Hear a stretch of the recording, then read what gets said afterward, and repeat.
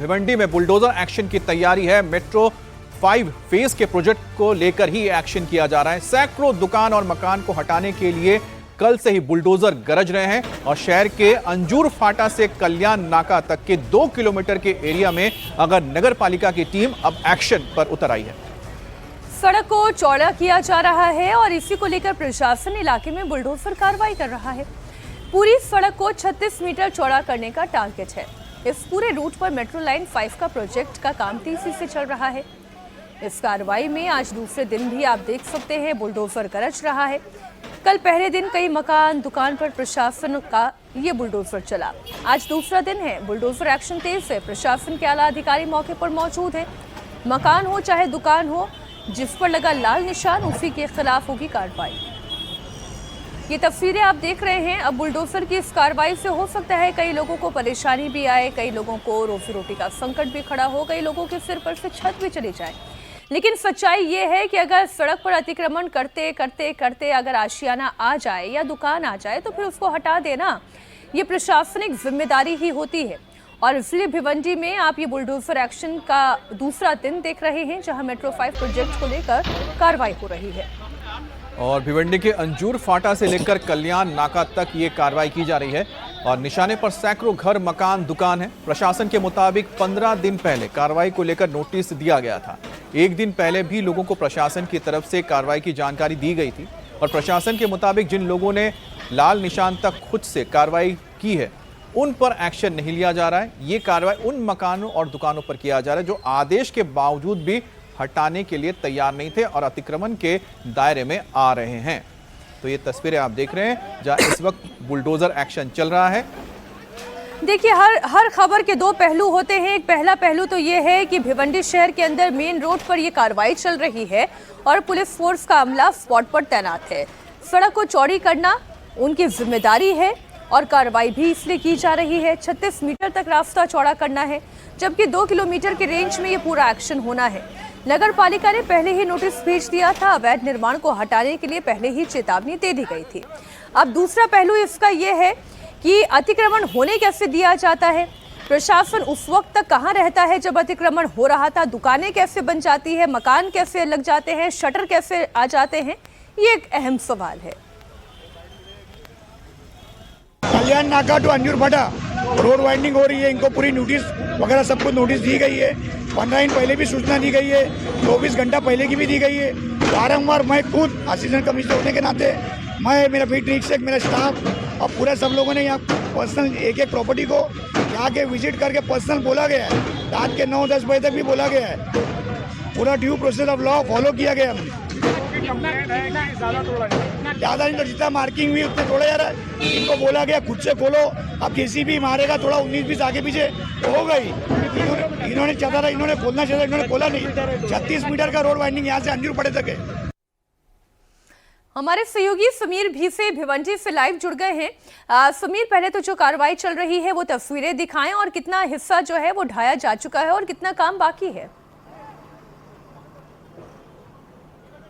बिल्कुल, काम काफ़ी बाकी है क्योंकि कल से कार्रवाई शुरू है। हम ठीक उन दृश्यों की ओर आपको ले चलते हैं जहाँ पे इस वक्त दुकानें जो हैं वो तोड़ी जा रही हैं, उन पर बुलडोज़र चलाया जा रहा है।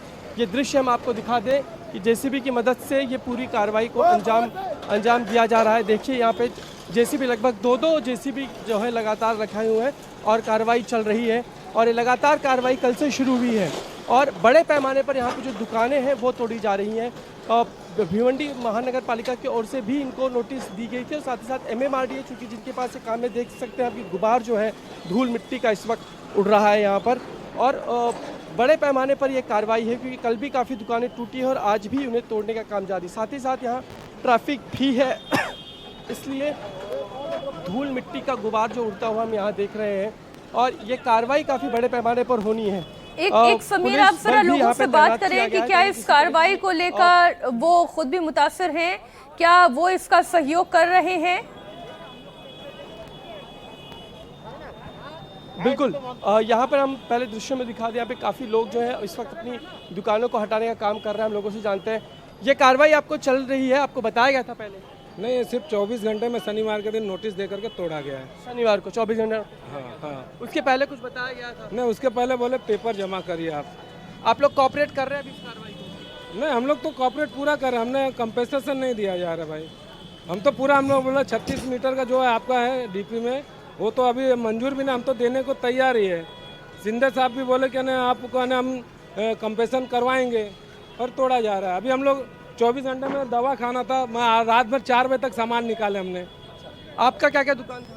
हमारा साबुन का दुकान था, खाली करने का टाइम नहीं दिया गया, बहुत नाइंसाफ हुई। हम लोग कहाँ आएंगे, बेघर हो गए हम लोग। अभी आप लोग कॉपरेट कर रहे हैं, मतलब कॉर्पोरेट तो कर रहे हैं, लेकिन कंपनसेशन के कोई लोग जिक्र ही नहीं कर रहे, ना एमएलए ना एमपी ना कोई सपोर्ट के लिए आगे नहीं आ रहा है। हम लोग को एकदम तना छोड़ दिए। लेकिन आप लोग को पहले तो बता दिया गया था कि रोड 2 वाइडनिंग दिन पहले 15 दिन का टाइम दिए थे पेपर जमा करने के लिए। पेपर जमा होने के बाद दूसरे दिन चिपका के चले गया, बोले 24 घंटे में तुमको खाली करना है। 24 घंटे में कैसा खाली होगा समीर, हमारा जिसका ये जिक्र कर रहे हैं कि कार्रवाई चल रही है, जरा कार्रवाई की तस्वीर आप दिखाइएगा कि कितने यहाँ पर इस वक्त मशीनें लगाई गई हैं पूरे रोड को क्लियर करने के लिए, उन मकानों को क्लियर करने के लिए जो इस वक्त इस डेमोलिशन ड्राइव के तहत आए हैं। बिल्कुल, ये देखिए दृश्य हम पहले से फिर से वो दिखा दें कि जेसीबी की जो सहायता से दुकानें जो हैं, खासकर 2 मंजिला हमें दुकानें दिखाई दे रही हैं, घर दिखाई दे रहे हैं, उन्हें तोड़ा जा रहा है। और ये काफ़ी बड़ा काम है, क्योंकि जिस हिसाब से ये पूरा स्ट्रक्चर खड़ा हुआ है, इसे तोड़ने के लिए काफ़ी वक्त लगेगा। यहाँ हम आगे बढ़ते हैं। यहाँ पर इस दुकान के ठीक पीछे जो है, यहाँ पे भी पुलिस अंदर की तरफ जा रही है। ठीक यहाँ पर हमें एक मस्जिद भी इस वक्त दिखाई दे रही है, और बड़े पैमाने पर पुलिस और जो MMRD और भिवंडी निजाम महापालिका है, महानगर पालिका, उसके अधिकारी वर्ग यहाँ पर है। और इस कार्रवाई को इस वक्त यहाँ पर भी लोगों को बताया जा रहा है कि यहाँ पर जो है दुकानें खाली कर दी जाए। यहाँ पे भी पूरा रोड वाइंडिंग होगा, और यहाँ पर क्योंकि ये पूरा मलबा जो यहाँ पे भी गिर सकता है, इसके लिए कोशिश की जाएगी ताकि लोग यहाँ पे कोई खड़े ना हो। यहाँ देखिए, यहाँ पे आला अधिकारी जो पुलिस के हैं वो भी यहाँ पर तैनात है, और सभी को बताया जा रहा है कि यहाँ पे खड़े रहे। काफ़ी लोग रोते गाते हुए दिखाई दे रहे हैं। हम उनसे जानते हैं क्या वो आप लोग को नोटिस दी गई थी? नोटिस दी गई थी। नोटिस देने में क्या होता है? 24 घंटे में क्या होता है? मेरे इतने बच्चे हम लोग को कहाँ जाएंगे कि यहाँ पर है वो चल रहा है। 15 दिन पहले तो बताया, कुछ नहीं। 15 दिन पहले 15 दिन पहले नहीं बताया गया। 15 दिन पहले कागज जमा करवाने का हुक्म दिया गया था। क्या है आप लोग का मकान है कि दुकान है? हमारे मकान है, दुकानें हैं, सब है हमारा। हमारे कम से कम 4 गाले हैं और 6-7 घर है हमारे। दे नहीं रहा हमको, हम लोग कहाँ जाएंगे? बाल बच्चे छोटे छोटे लेके सारे लीगल पेपर सब है। हमारा मकान है, टोटल लीगल पेपर भी है, और हमने जमा भी करवाए हैं वो सब कागज। ये कोई तरीका है? सामान भी नहीं निकालने दी हमारा। बाल बच्चे का घर है हम लोग का। बाल बच्चे में टाइम लगता है कि नहीं लगता है? मना करो, बंद करो तो बंद भी नहीं कर रहे। नहीं, हमारे पास तो लीगल है, लेकिन ये काम लीगल नहीं हो रहा है। इलीगल काम हो रहा है ये सब। आराम से बात करो। बोलो भाई, जरा बस करो, वरना भी पाने की कोशिश करते हैं कि ये महिलाएं। तो आप लोग अभी कहाँ जाएंगे रहने के लिए? कहाँ जाएंगे? हम लोग रोड पे रहेंगे। घर नहीं मिल रहा हम लोग को। हम लोग को घर नहीं मिल रहा भाई। घर मिलता ना हम लोग एक ही दिन में तो छोड़ देते थे, समझे? आप लोग को बोल रहे कि 15 दिन पहले बताया नहीं बताया गया है। एक ही दिन में 24 घंटे का टाइम में क्या मिलता है? मेरे को कोई ला के देवे 24 घंटे में क्या? आप लोग का क्या है, क्या क्या टूटा? पूरा सामान हम लोग का टूटा क्या क्या है? पूरा 4 घर रूम टूटा है हम लोग का। 3 रूम ऐसे घर का टूटा है। हम लोग किसको बोलेंगे? मेडिकल है। आप लोग को कहाँ तक यहाँ टूटने वाला है बताएं? ये कहाँ, यहाँ तक टूटने वाला है? नहीं यहाँ से नहीं, वो वहाँ बस दुकान तक जाने वाला है ना? वो है उधर बाहर से। यहाँ तक कोई नहीं इधर नहीं। बिल्डिंग भी तोड़ डाले हम लोग। वहाँ खाली करके इधर आए ना रहने के लिए। ये है जो महिलाएं हैं यहाँ की, उनका ये कहना है कि जी कहाँ जाएंगे बताओ? अभी नमाज का टाइम हो रहा है हमारे, तो लेडीज कहाँ जाके बैठे? कौन बैठाएगा इतने लेडीज लोग को? कोई बैठाएगा घर में? यहाँ मस्जिद तो महफूज है, यहाँ पे इस पे तो कार्रवाई नहीं होगी। मस्जिद में कुछ नहीं। हमारा घर जा रहा, बच्चे लेके कहाँ जाएंगे बोलो? अभी हम लोग सामान हमारा उसमें आधा है, बच्चे लेके कितना निकालेंगे? शासन कह रहा है आपको 15 दिन पहले बताया था, शनिवार को नोटिस। ठीक समीर, आप लगातार यहाँ पर पूरी रिपोर्ट अपनी तैयार करें। फिलहाल पूरी जानकारी के लिए आपका शुक्रिया। बड़ी खबर चूंकि अभी अभी आ रही है देहरादून से, जहां पूर्व बाहुबली विधायक कुंवर प्रणव सिंह चैंपियन की बेटे की गुंडे का हैरान करने वाला वीडियो सामने आया है। शहर के बीचों बीच लैंड क्रूजर समेत कई लग्जरी गाड़ियों की रेस लगी हुई है। पूर्व विधायक के बेटे देवी प्रताप सिंह ने बीच सड़क पर गाड़ी रोककर लड़के की पिटाई कर दी। गाड़ी ओवरटेक करने को लेकर विवाद में चैंपियन के बेटे ने काफी दूर तक पीछा किया और फिर लड़के को गाड़ी से उतारकर मारपीट की। पिस्तौल तान कर खड़ा हो गया, मारने की धमकी देने लगा और ये सारा मंजर सीसीटीवी कैमरे में कैद हो गया।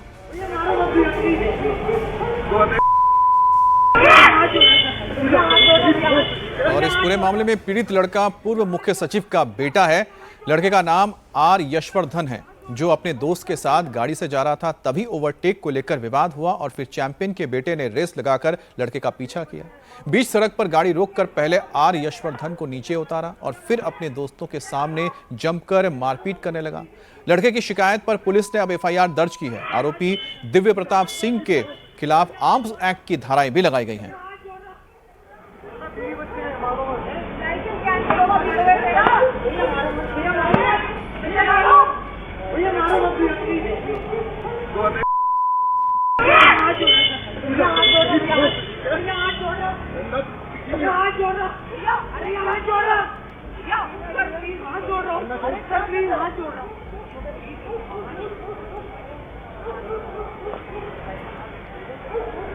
तो यहाँ पर आप साफ सुन सकते हैं कि जो पीड़ित लड़का है वो माफी मांग रहा है, उसको कह रहा है कि भैया प्लीज छोड़ दो।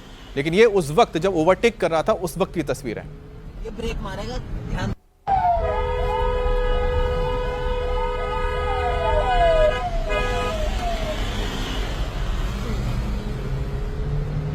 ये ब्रेक मारेगा, ध्यान से। पुलिस वाले भाग रहे हैं ना उसके पीछे। कौन है? भैया मैं बाहर आ रहा, भैया मैं बाहर आ रहा हूँ। गाड़ी निकालो, बाहर आ रहा हूँ। गाड़ी निकालो, भैया मैं बाहर आ रहा हूँ, रुको। देहरादून में बीच सड़क पर मारपीट और बवाल हुआ। 14 नवंबर की देर रात को पूरा वाकया घटा। अब पुलिस प्रशासन का एक्शन तेज हुआ है। आरोपी पूर्व बाहुबली विधायक चैंपियन के बेटे के खिलाफ एफआईआर दर्ज हुई है। उसके हथियार के लाइसेंस को निरस्त करने की कार्रवाई तेज की गई है। वारदात के बाद से सभी आरोपी फरार हैं। पुलिस ने इस मामले में कई गाड़ियां जब्त की हैं। आपको सबसे पहले मारपीट का एक वीडियो दिखाते हैं, जहां लड़का माफी मांग रहा है, लेकिन पूर्व विधायक चैंपियन का बेटा खुद चैंपियन बनने की कोशिश कर रहा है। वो किसी भी कीमत पर इस शख्स को बख्शने के मूड में नजर नहीं आ रहा। पहले पिस्टल निकालकर उसे डराया धमकाया और फिर डंडे से पिटाई की।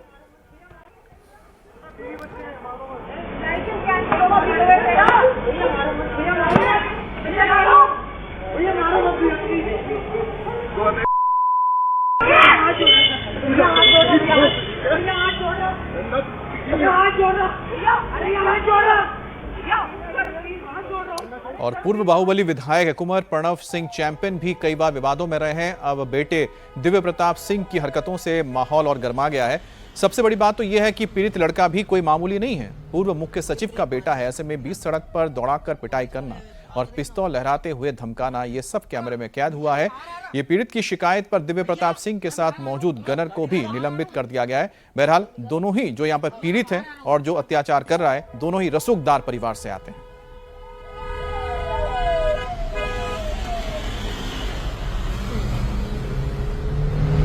ये ब्रेक मारेगा, ध्यान से।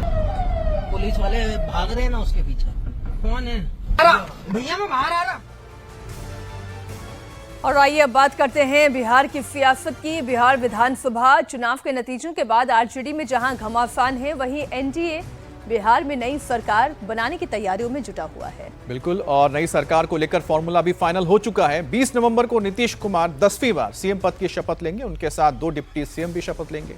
एक डिप्टी सीएम सम्राट चौधरी का बनना तय माना जा रहा है। विजय सिन्हा दूसरे डिप्टी सीएम हो सकते हैं।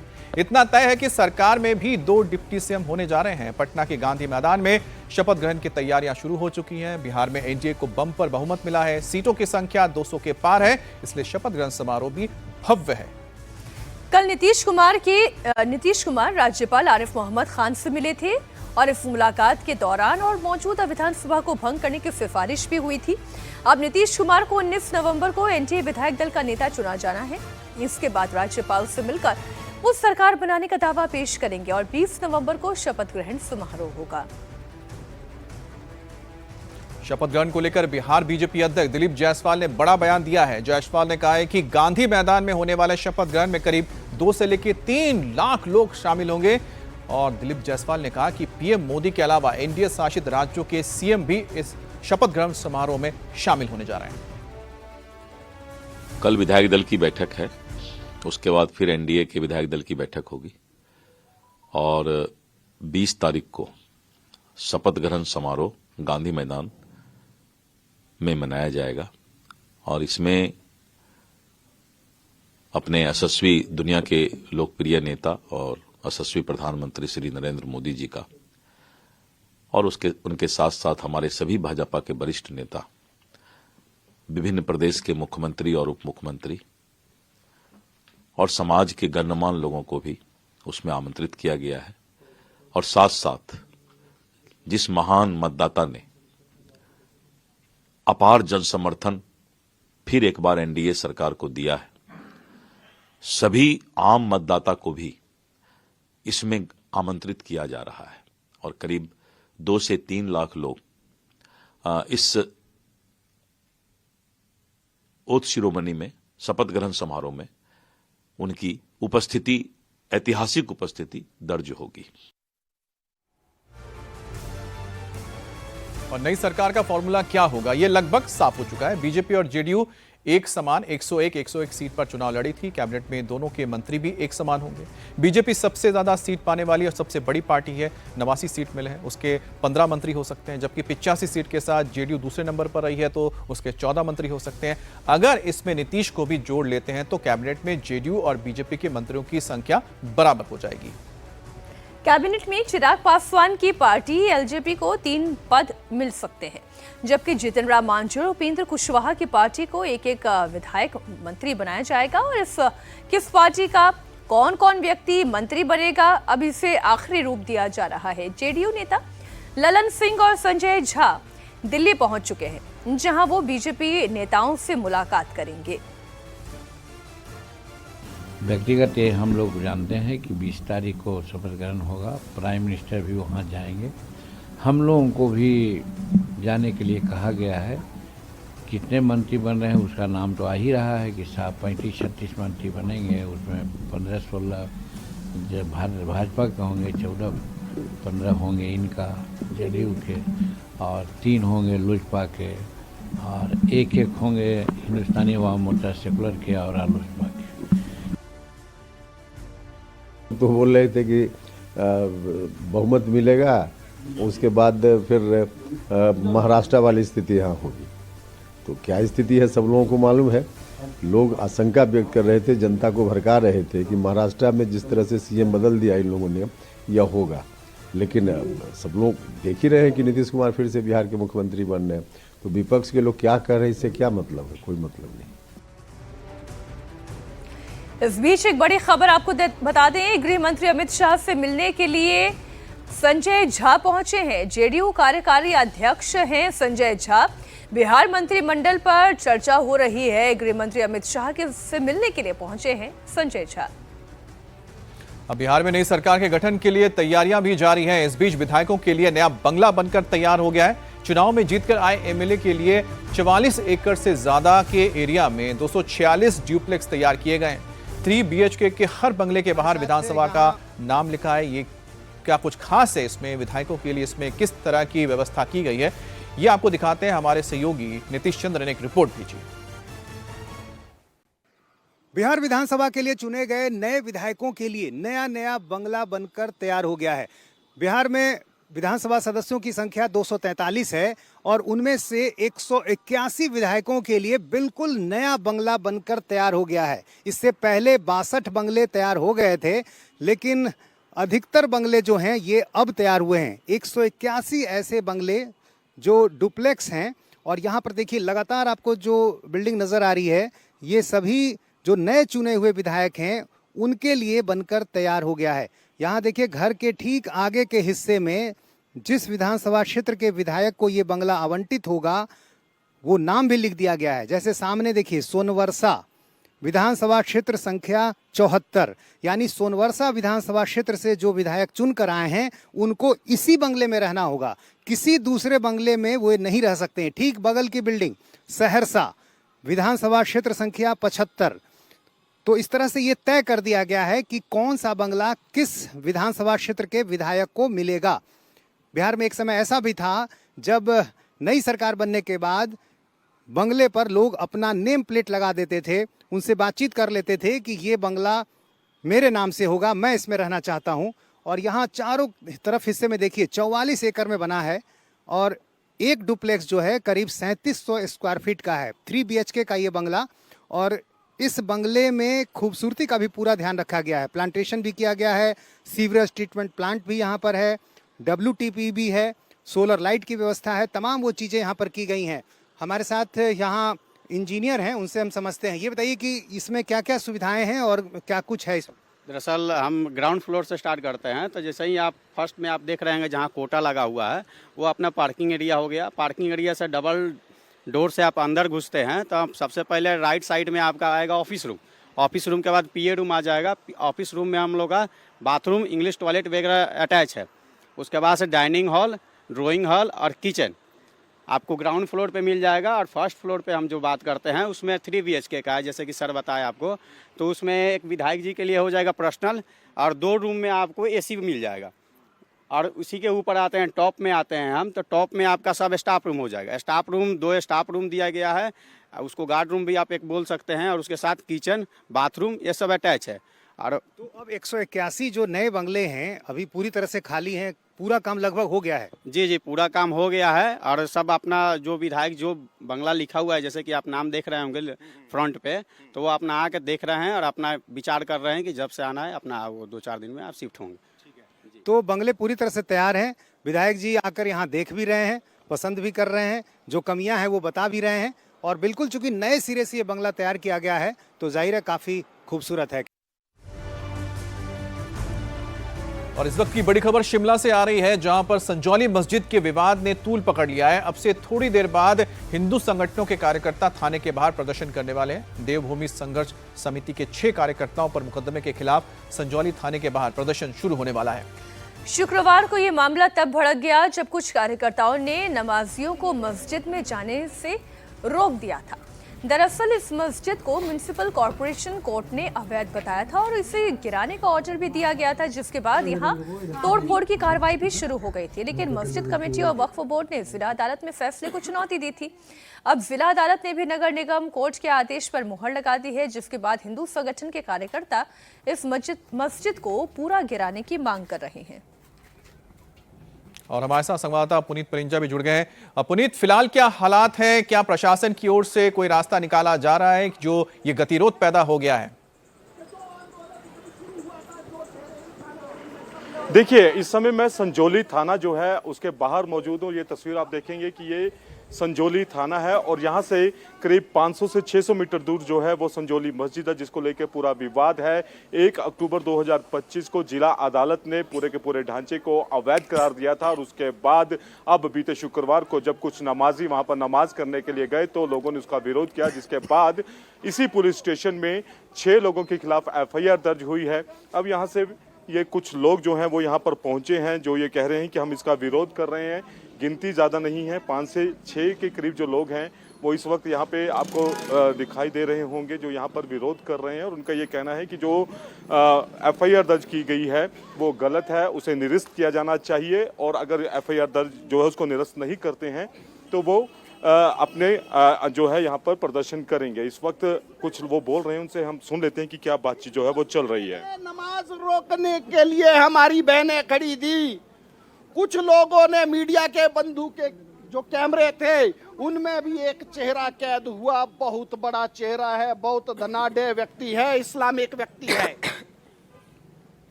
क्यों पहुंचा वो वहां? क्या खेल है? पैसे के बूते पे हिंदू आंदोलन को कमजोर करने का जो प्रयास कर रहे हैं वो सावधान हो जाए, वो सावधान हो जाए। जो प्रलोभन देने का प्रयास किया गया सनातन के लिए, गर्दनें कट जाएंगी, जान चली जाए, कोई समस्या नहीं है। हम किसी प्रलोभन के या किसी माया जाल के आगे झुकने वाले हिंदू नहीं है। जिन लोगों ने झुकना हो, हम एक बात कहते हैं, औरंगजेब ने भी लाखों हिंदुओं की गर्दनें रोज काटी। जो डटे रहे वो आज हिंदू है, और जो उस वक्त हार गए वो आज कौन है बोलने की जरूरत नहीं है। वो लोग आज कौन है? तो जो खरीददार है, मैं उनको एक बात बता दूं, जो बिकने वाले हैं वो बिकते रहेंगे, वो बिक जाए।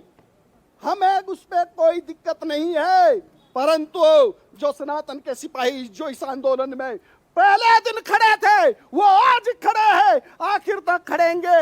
हमारा ये अनशन चालू हो गया। एक बहुत बड़ी चेतावनी आज मैं फिर दे रहा हूं कि शुक्रवार फिर आएगा, 4 लोग नहीं होंगे, पूरी प्रदेश व्यापी कॉल होगी, पूरे प्रदेश का हिंदू समाज